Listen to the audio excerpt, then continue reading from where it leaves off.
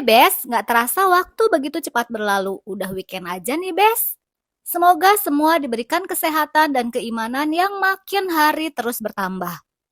Film yang akan dibahas kali ini berjudul Dominion prequel The Exorcist yang rilis tahun 2005. Dihantui oleh tentara Nazi pada saat Perang Dunia Kedua yang pada akhirnya telah berhasil melunturkan keimanan seorang pastor yang di kemudian harus dihadapkan oleh sosok iblis yang berusaha bereinkarnasi. Mampukah Merrin mengembalikan keimanannya untuk melakukan pengusiran iblis pada sosok anak yang mengalami cacat mental? Kuy, lanjut simak alur ceritanya. Stay watching, not sleep.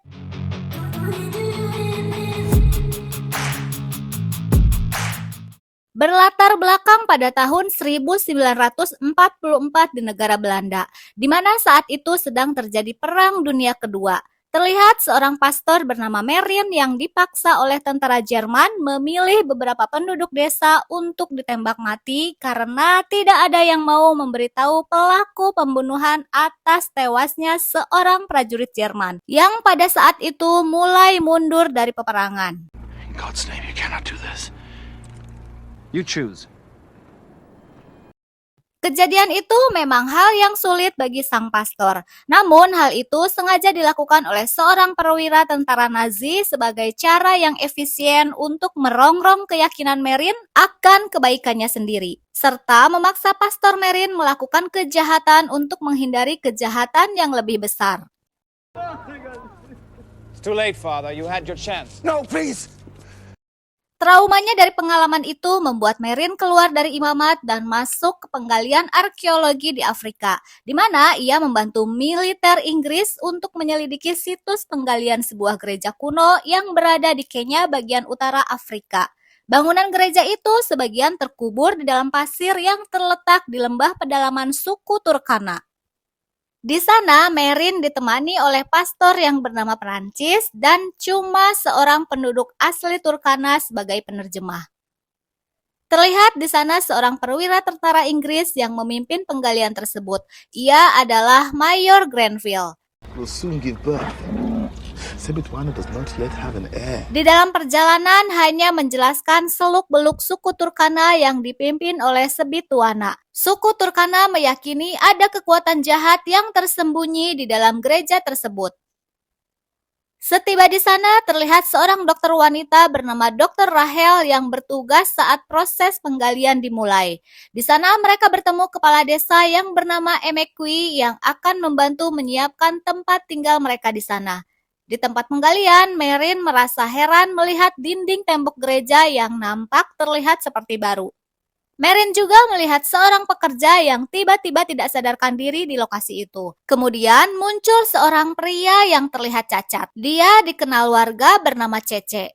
Suku Turkana mempercayai kalau ia membawa energi negatif dalam lingkungan mereka. Do not let the men see that. Tak berselang lama, Dr. Rahel datang untuk mengobati pria yang tadi tiba-tiba tidak sadarkan diri.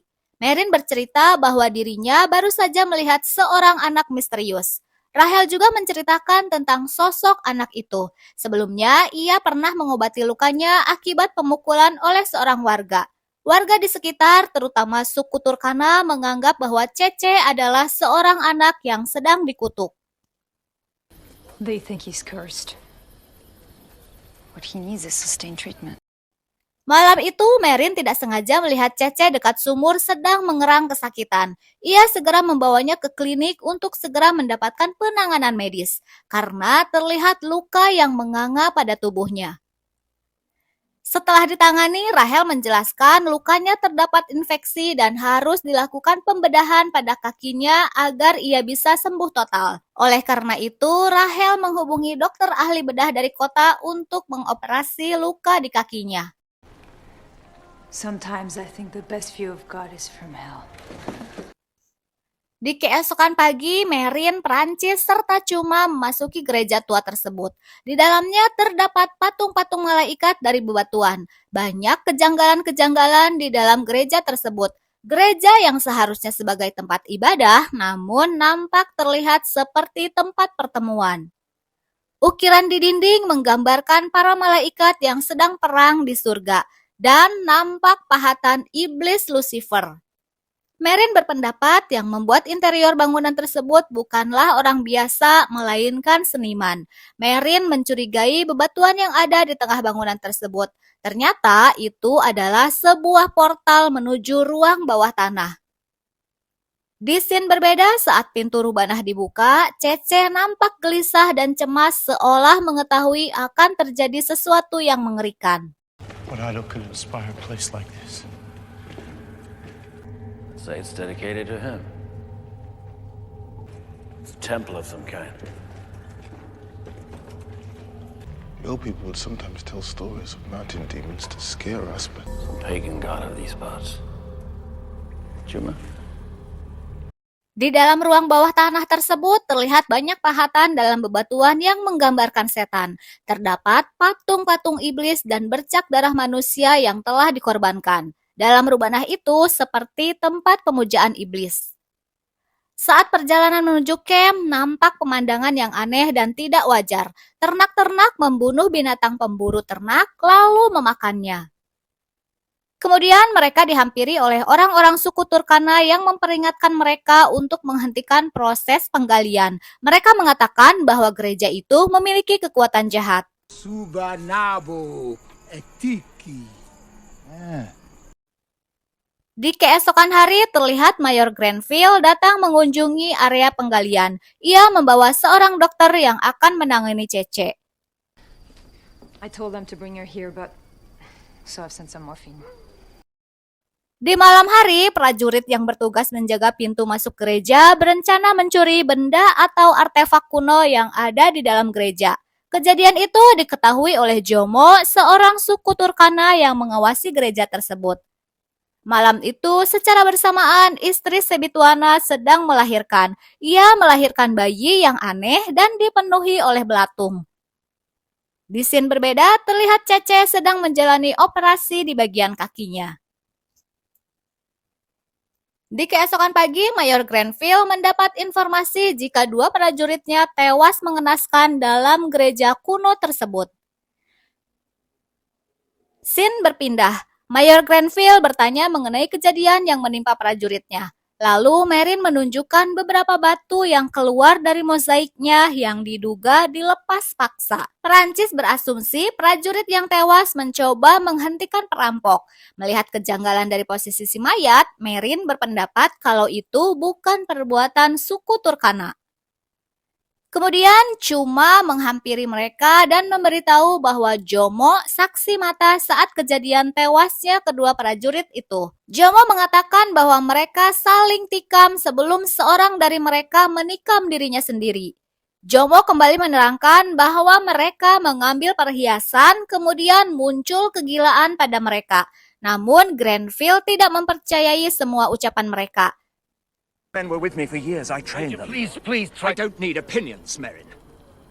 Dia berpesan pada Cuma untuk mengingatkan para tetua suku Turkana untuk segera menyerahkan pelakunya. Malam itu, Mayor Grenville mengumpulkan semua tetua suku Turkana. Mayor itu sudah dipenuhi amarah kebencian terhadap suku Turkana karena ia menduga pelaku pembunuh prajuritnya ada di antara mereka. Namun, hal yang tak terduga pun terjadi.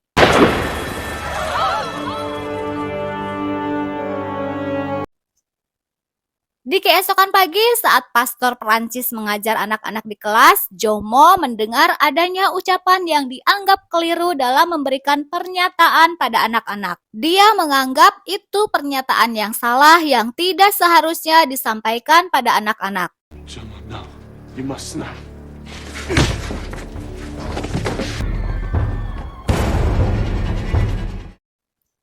Scene berpindah.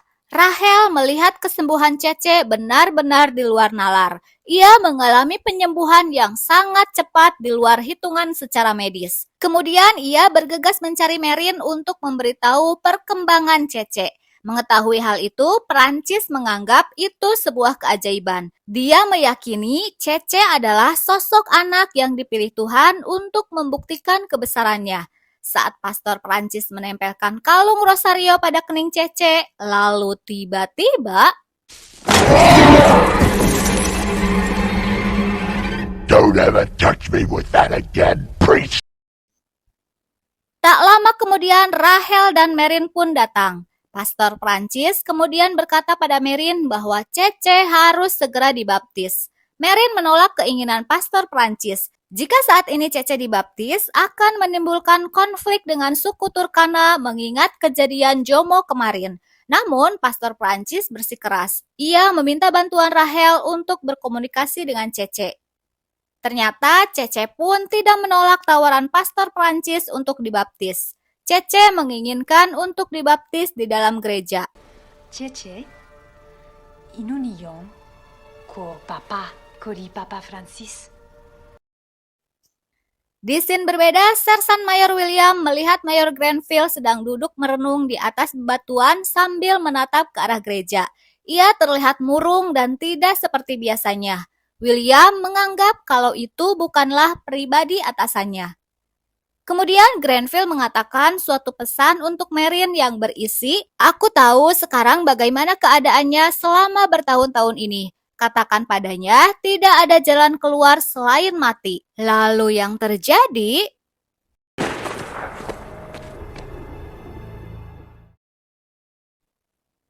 Kemudian Sersan Mayor William tiba di camp. Lalu ia menghampiri Merin dan menyampaikan sebuah pesan dari Mayor Grenville. Lalu William menjelaskan bahwa orang-orang dari suku Turkana kurang menyukai keberadaan Grenville. Ia juga mengatakan jika memang suku tersebut menginginkan pasukannya mundur, William akan menarik mundur pasukannya secara perlahan. I'll do what I can. Thank you, Sergeant Major. Di scene berbeda terlihat Pastor Prancis dan Rahel berada di dalam gereja yang berencana akan membaptis Cece. Beralih ke Merin, terlihat di sana para pasukan Inggris mulai siaga di pintu gerbang karena suku Turkana sudah mulai mengalunkan musik pertempuran. Kembali ke Pastor Prancis, ia sedang melakukan ritual untuk memurnikan atau mensucikan diri Cece. Namun tiba-tiba...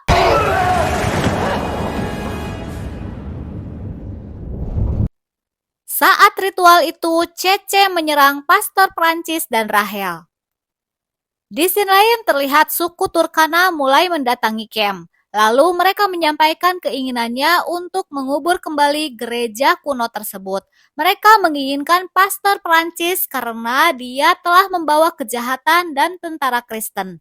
Mereka menginginkan Cece segera mati karena anak itu diyakini suku Turkana telah menarik kekuatan dari semua kejahatan yang telah terjadi. Kani mosok, Cece bon? Mereka juga meminta tentara Inggris untuk segera mundur. Sersan Mayor mengindahkan keinginan mereka. Ia memerintahkan suku Turkana untuk pulang kembali ke rumah masing-masing dengan tenang, dan ia akan segera menarik mundur pasukannya. Kembali ke Pastor Prancis. Ternyata benar apa yang dikhawatirkan suku Turkana. Tubuh Cece dimiliki oleh si iblis. Kemudian pastor berlari keluar untuk mengambil salinan buku ritual pengusiran meninggalkan Rahel di dalam bangunan gereja. Dia memberitahu Merin kalau iblis itu nyata. Satan is real. Akhirnya si iblis bereinkarnasi. Beberapa pembunuhan yang terjadi membuat tubuh si iblis mendekati sempurna. Lalu bangunan gereja itu tiba-tiba runtuh. Reruntuhan bebatuan berhasil menutupi pintu masuk ke dalam gereja. Saat Merin akan mencoba masuk, namun William melarangnya karena terlalu berbahaya. Dia menyarankan menunggunya di keesokan pagi untuk membersihkan puing-puing reruntuhan tersebut. Di keesokan pagi, terlihat tubuh Pastor Prancis sudah terikat di sebuah bebatuan dengan anak panah Di keesokan pagi, terlihat tubuh Pastor Prancis sudah terikat di sebuah bebatuan dengan anak panah menancap di dadanya. Kemudian Merin segera membawa Prancis ke klinik pengobatan. Di klinik, Pastor Prancis memohon pada Merin untuk segera melakukan ritual pengusiran pada tubuh Cece. Ia memberitahu kalau iblis jahat bersemayam di dalam tubuh anak itu.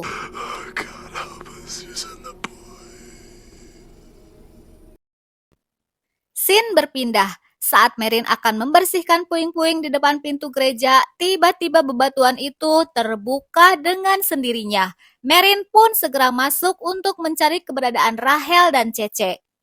Di dalam bangunan gereja, ia menemukan Rachel yang sudah tidak sadarkan diri. Saat tersadar, Rachel sudah berada dalam pengaruh iblis. Lalu tiba-tiba iblis yang telah merasuki tubuh Cece muncul.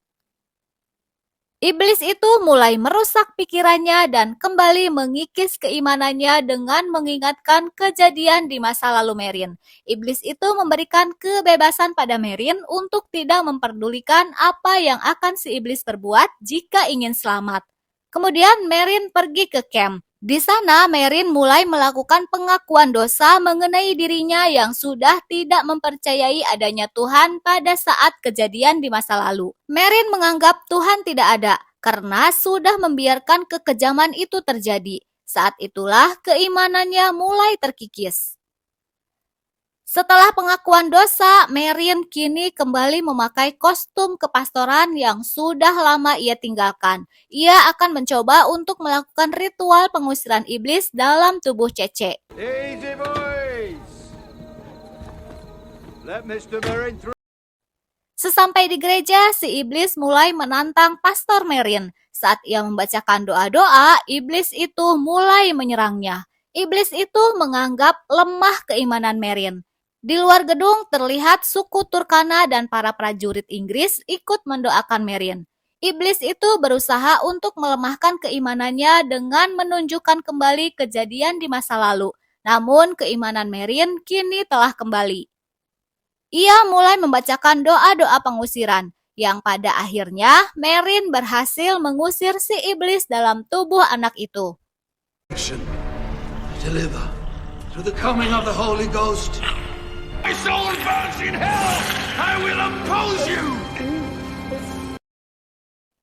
Di akhir cerita, Pastor Perancis pun tewas akibat luka tusukan anak panah yang menyebabkan pendarahan yang sangat hebat.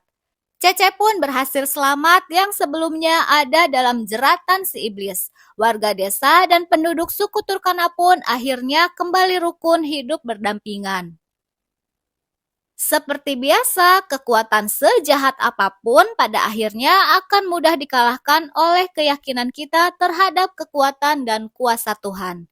Thanks for watching, Bes. Bye.